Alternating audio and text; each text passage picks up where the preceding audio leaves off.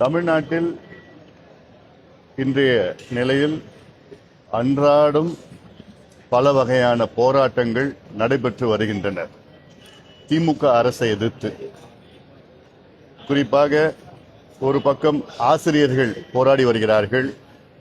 அதில் இளநிலை ஆசிரியர்கள் ஒரு பக்கம், உதவி பேராசிரியர்கள் ஒரு பக்கம், அதே போன்று துப்புரவு பணியாளர்கள் ஒரு பக்கம் போராடி வருகிறார்கள். அரசு ஊழியர்கள் ஒரு பக்கம் போராடி வருகிறார்கள். செவிலியர்கள் ஒரு பக்கம் போராடி வருகிறார்கள்.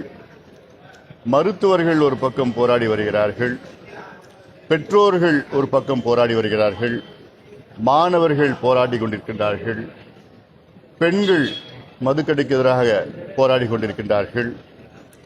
இப்படி தமிழ்நாட்டில் அனைத்து தரப்பு மக்கள், விவசாயிகள் உள்ளிட்ட அனைத்து தரப்பு மக்களும் திமுக அரசை எதிர்த்து போராடி வருகிறார்கள். அன்றாட போராட்டம்.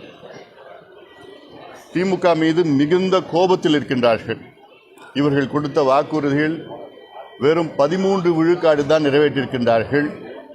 ஆக அனைத்து மக்களும் திமுகவுக்கு எதிராக வாக்களிக்க முடிவு செய்துவிட்டார்கள்.